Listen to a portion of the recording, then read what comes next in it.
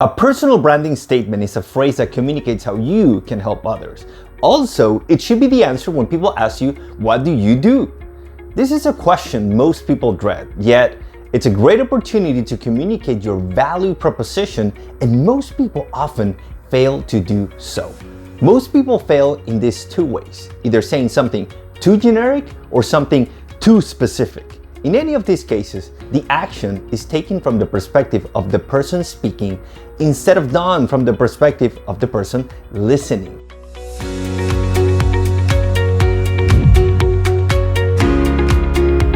Let's explore some example. Let's say somebody asks the question, what do you do? And the typical answers are, I'm a doctor, I'm an accountant, I'm a designer, I'm a lawyer, I'm an engineer, I'm an entrepreneur. These are too generic and don't really communicate to the person in front of you how you could help them or how you could help someone they know. On the other hand, here are some answers that are too specific. Interventional cardiologist, senior audit manager, full stack web designer, immigration lawyer, reservoir engineer specialist, founder and CEO at any business. In general, they are an improvement compared with the ones that are too generic, yet they still fail to take into consideration the listener's point of view. Also, they are boring.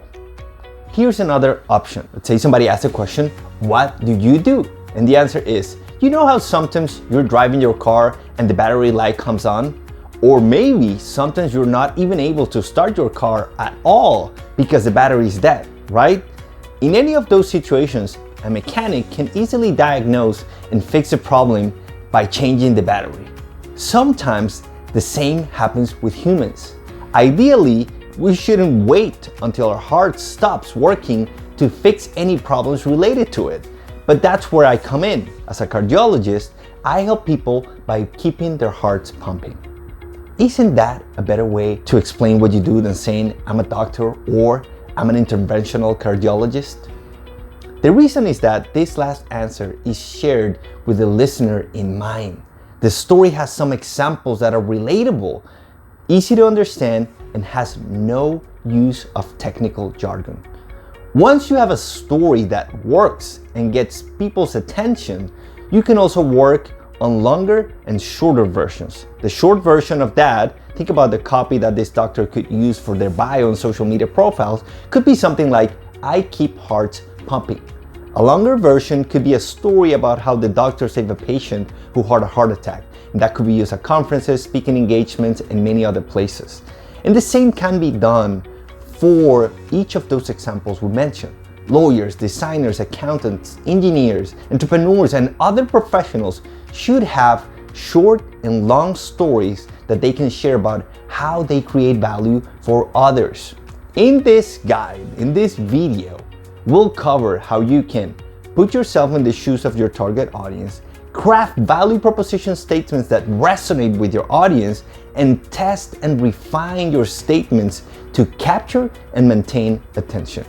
There's a link in the description below if you'd like to schedule a complimentary personal branding consulting session. To get help with writing your personal branding statement, you can do so. Just click there and we'll schedule a call. How to write an interesting personal branding statement. To connect with your audience, you first need to be curious about them. Keep in mind that nobody cares about you or your services. People care about their problems, and if you can solve this, they might care a little bit about you. Some of the activities that you can do to get to know your audience, which are part of the discovery phase of any personal branding consulting services, are you could read industry reports such as IBIS World Reports and many other companies that do this. You could do 360-degree market research such as conducting in-depth interviews with employees, customers, and strategic partners. You could do focus groups. You could do competitor market research, keyword research. You could create audience personas and do workshops for this and value proposition workshops. The depth and quality of the research you conduct will depend on the resources available, how much time and money you have, and more information on those can be found in our pricing blogs. And keep in mind that when doing market research, you will always be executing on educated guesses. If a marketer promises a campaign that will be a success with 100% certainty on the first try without monitoring and making changes, you should run away because they are lying. Doing market research will help you increase the likelihood of hitting your target. Think of this way. Trying to connect with your audience without doing any kind of research is like playing darts but standing about 25 feet away from the dartboard. Can you hit the bullseye in this scenario? I'm sure you can, but it will take a lot of attempts. Doing market research means taking steps towards the dartboard. By doing so, you will be more likely to hit the bullseye. You still need to have a good aim and work on your technique, but the closer you are, the better off you'll be. And here's a hack in terms of market research if you have tight budget constraints. Go read Amazon, Google, and other reviews of your competitors. And the trick is to focus on the negative reviews. These days, it's difficult to trust positive reviews. Some of these might be scripts that were shared with the customer, or it might be the result of efforts from agencies that focus on helping companies manage their reputation. You can still find some value in positive reviews, but look for the ones that have typos, where grammar is not perfect, and overall, they look like something written by a person and not by a copywriter or marketer. On the other hand, negative reviews are likely to be 100% honest because no company would pay vendors or contact their customers to get negative reviews. The trick is to extract the pain points or reverse engineer the results that stand on the opposite side of what these reviews are complaining about. How do you write a personal branding statement? When trying to connect with your audience, you should filter everything you say and write with the question, what's in it for them? Also, you must think about their context. Most often, your audience will not have the level of expertise that you have about your product or service.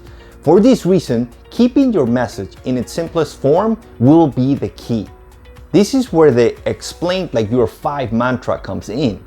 But beware of treating your audience like they are stupid or dumbed down, because 5-year-olds are not stupid. This is about them having a different context and not knowing all the fundamentals.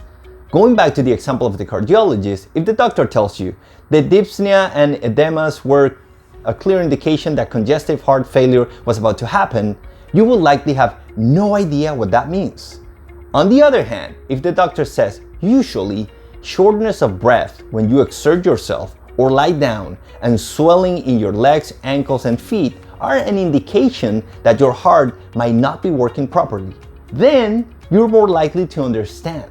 And the only way to know that you are speaking your audience's language is to complete the next step, which is to constantly test and adjust your messaging. Testing your personal branding statement. There's a little known secret amongst performance that other professionals can leverage. Whether you listen to or watch a performance that captures your attention, a live TV show, a comedy special, a reality TV show, inspirational video on social media, podcast interviews, and many others, it's likely that there was a lot of production and behind the scenes actions that you were not aware of. The more natural it seems, the more practice and production was likely done.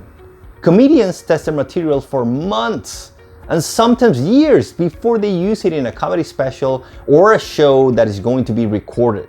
Most people don't know this, but to this day, Jerry Seinfeld still bombs. He sometimes does so when testing new material. What he does is he shows up unannounced to a small comedy club where they prohibit the use of phones and recording devices for that day, and he tests new material. That's how he knows if a joke works or not. Of course, at this point in his career, his comedic intuition is likely to be above average, yet he's always testing and tweaking before going on tour officially. The same happens with podcast shows and talk shows. Most often, the interviewees are given a list of the questions they will be asked, so they have time to think about these and prepare the answers. The goal of this is not to trick the audience, but to deliver the most value possible. Your job then becomes to craft and test value propositions as much as possible. Template for personal brand statement examples. Here are some templates you can use as starting points. I help insert audience to insert problem that you help them solve by your products or services. Another option is to craft several you-know-how stories, similar to the one about the car battery related to the job of a cardiologist. The key, and this is important, is to brainstorm at least 5 or 10 of each. It's important to know that you will not get it right the first time. If you only craft 1 or 2, you won't have many options or chances to succeed. On the other hand, if you write 10, it's likely that 3 are gonna be awful, 4 will be okay, and 3 will be good. And with a bit of extra editing on those last 3 that were good, you'll be able to make this great. And now you're ready to hit the road. By getting interested in your audience and speaking their language, you'll have a high likelihood of capturing attention. But you'll only know for sure when you test it with a live audience. You can do so in several ways. In person, you can do it when you go to networking events or conferences, or even in group video calls. And you can also do so digitally by changing your bio information across all your social media channels, as well as a copy on your website.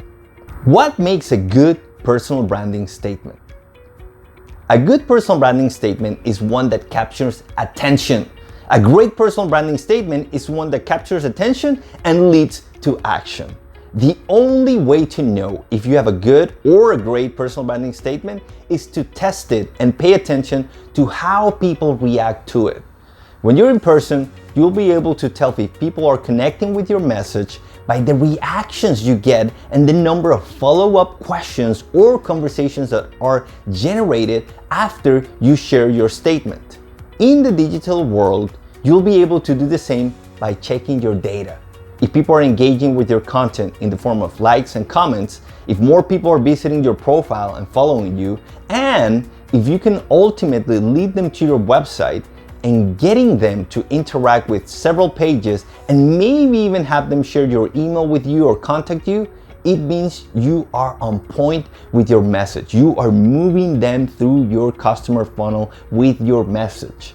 If you don't get the reactions, either in person or you don't get the actions digitally that you desire, then you need to go back to the drawing board and keep tweaking your value proposition messages until you get it right.